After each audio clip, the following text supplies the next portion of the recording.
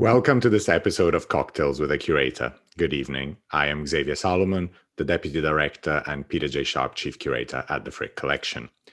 The work of art I'm talking about this evening is Giambattista Tiepolo's Perseus and Andromeda, a very small painting that Frick bought towards the end of his life. This is actually a very unusual work in the Frick collection because Frick himself did not really acquire any works from the 17th and 18th century from Italy.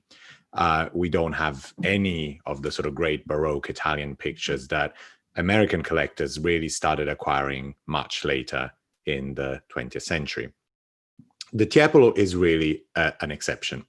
And it is likely that this was acquired, we don't really know, for decorative purposes. And that is to do with the decoration of the second floor of what we now know as the Frick Collection of the house at 1 East 70th Street. Here you see the main corridor of the second floor as it appeared in the 1920s with the Tiepolo on the left. These were the spaces decorated by Elsie de Wolf for the Frick family. This is close to Mrs. Frick's bedroom and next to the daughter's bedroom, Miss Frick, and some of the guest bedrooms. It is likely that the Tiepolo was seen at the time as a purely decorative work that could have been used for these spaces, more intimate spaces, family spaces, rather than the grand spaces downstairs. We're not entirely sure when the picture started being shown in the galleries on the first floor, but clearly it was never meant to be part of the suite of grand rooms on the first floor during Frick's lifetime. The painting now is at the entrance of the Frick, and what would have been the entrance to the house, and it's still the entrance to the museum. You see it here near the staircase, and you can see how it is a very small, intimate picture. This is because this is actually a preparatory work by Tiepolo for a much larger work. Tiepolo is one of the greatest painters of the 18th century, definitely the greatest painter active in Venice, but also an artist who had an international career. He was born in Venice, and all of his first early works are in Venice and the Veneto, but he actually worked in a number of other places in northern Italy, and later in his life in Germany, especially in Würzburg, and later in his life in Madrid, where he died. This is a sketch for a fresco created by Tiepolo. And here you see the Frick sketch on the left compared to the right with the photograph of the fresco, which was a fresco in Milan. And this is unfortunately a fresco that doesn't exist anymore. The palace where the fresco was doesn't still exists, but was very heavily damaged during the war. This was the first major commission of Tiepolo outside of the Veneto. Between 1730 and 1731, he is at work on a series of ceilings for the Archinto family palace in Milan. Because we're talking about Milan, I am drinking tonight a Milanese gin and tonic. This is a spin-off of a typical gin and tonic, where instead of just having the gin and the tonic, you mix equal parts of gin and Campari with tonic on the rocks.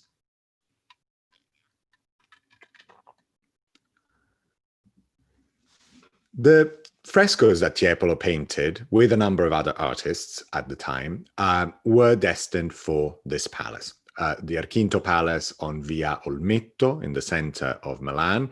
This is the very ancient center of the city of Milan, where the old imperial palace and the ruins of the old imperial palace were and are still to be found.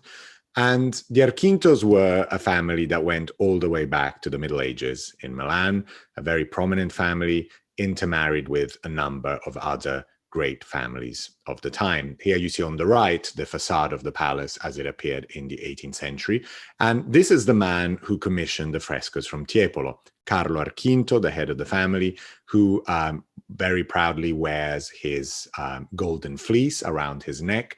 Milan at this time, in the first half of the 18th century, goes through a drastic change. Milan is, through most of the 17th and early 18th century, under Spanish rule, and only around this time it moves under Austrian rule, and it will remain an Austrian city all the way to the unification of Italy in the 1860s. Carlo Arquinto, therefore, is born and grows up as a subject of the Spanish crown and lives the second part of his life and dies as a subject of the imperial Austrian court. So a big change happens during his lifetime. He is the one who commissions the refurbishment of the palace, of the interior of the palace, partly to do with the wedding in April of 1731 of his son, Filippo Arquinto, the heir as the head of the family, to Giulia Borromeo, a member of another important aristocratic family in Milan. On the left, you see the frontispiece to one of the books produced to celebrate this important marriage. And you see there, under the double-headed eagle of the Habsburgs, the coat of arms of the Arquintos on the left and the Borromeos on the right. And on the right, you see a detail from a photograph of another one of Tiepolo's frescoes in the palace, where this allegorical figure of a wind, probably Zephyrus, is also holding in his hands the Arquinto and the Borromeo coat of arms. So clearly, at least some of the frescoes by Tiepolo, produced around 1730, 1731, were meant to celebrate this great wedding and this marriage that was going to represent the future of the Arquinto family. Here is the palace on Via Olmetto, a very somber facade from the exterior, dating back mostly to the 17th century in structure. So the reconstruction, really, the decoration was to do very much with the interior. The palace was heavily bombed by the Allied forces in August, the night between the 13th and 14th of August, 1943. Here you see this terrible photograph of the devastation of that bombing. Milan in 1943 was very heavily bombed, and it's been calculated that about 65% of the artistic monuments, historic monuments of the city, were either destroyed or very heavily damaged. The Opera House, La Scala, was bombed. The Leonardo's Last Supper survived almost by miracle. The whole space was bombed. Just the wall of the Last Supper stood up because it had been defended and protected. A number of other historic palaces and churches were very heavily damaged. So here you see effectively the shell of the Arquinto Palace. All of its interior was devastated. The facade and part of the exterior and some of the wall structures remained.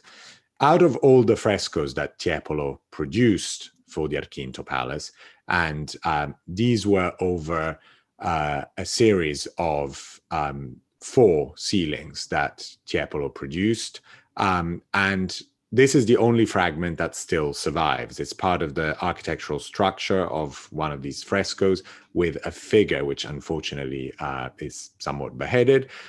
This is a fairly large fragment of a very large fresco. The man at the center of the scene holds a piece of paper with the date 1731, presumably the completion of the frescoes. And this is now kept in storage at the Castello Sforzesco in Milan.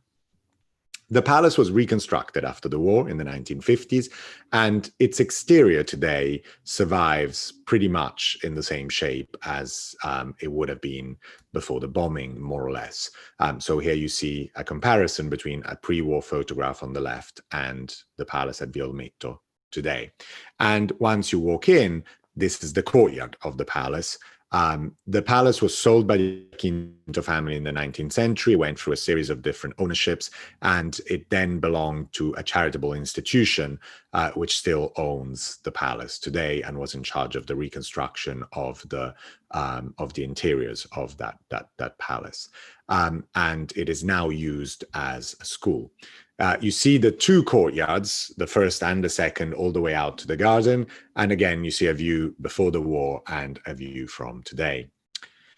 As I said, Tiepolo painted a number of ceilings for the Arquinto Palace. And the largest one was the triumph of the arts and sciences. All of these frescoes were unfortunately destroyed in the 1943 bombing, but fortunately we have very good pre-war photography of all of the frescoes. So we have a clear sense of what they looked like. And this is also helped by the survival of 3 sketches for 3 of these ceilings. And the Frick one, of course, is one of them. Only a couple of years ago, actually a year ago in 2019, together with Andrea Tomizzoli and Dennis Ton, we curated a show, the three of us at the Frick, bringing together all the surviving evidence about this lost cycle by Tiepolo. So we had the sketches, the drawings for it, the photography, all together under one roof for the very first time, bringing attention to this very important, unfortunately lost cycle by Tiepolo. The sketches give us an idea of what the colors would have looked like. And so this is a grand allegorical ceiling with figures of sciences and arts. And it's worth reminding people that the Arquinto Palace also had a very important library in it that was open to the public. And Carlo Arquinto was particularly interested in sciences and the arts, and was a very enlightened patron and someone who kept his library, one of the grandest private libraries in Milan, open to the public.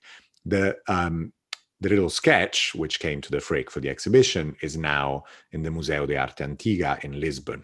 And you see how there are some slight differences between the sketch and the finished ceiling, but it is pretty much the same scene. Another ceiling represented instead Phaeton asking Apollo to drive the chariot of the sun. And again, you see the sketch on the left, which is now at the Los Angeles County Museum, and on the right, a photo of the ceiling, of course, embedded the fresco in great sort of stucco work and further smaller scenes in grisaille by Tiepolo.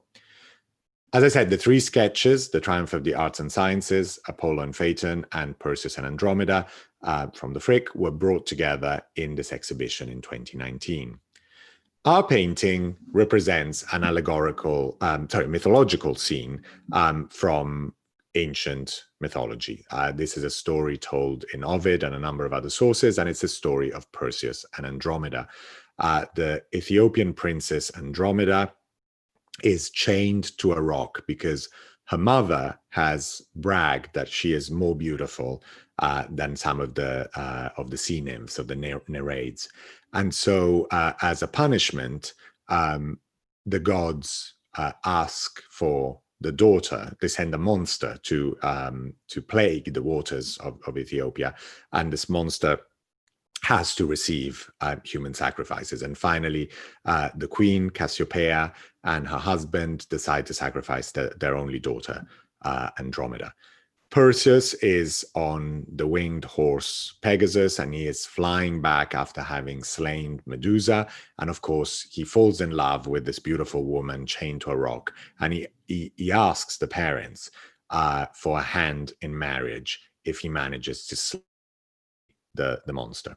And so here you see the scene as, Cassiopeia at the top is praying in front of the god Jupiter, and below at the center is Perseus on Pegasus with the naked Andromeda with her shackles and chains still attached to her wrists and ankles. And at the very bottom on the right, the sea monster is killed, and the water nymphs on the left are crying for the death of the monster.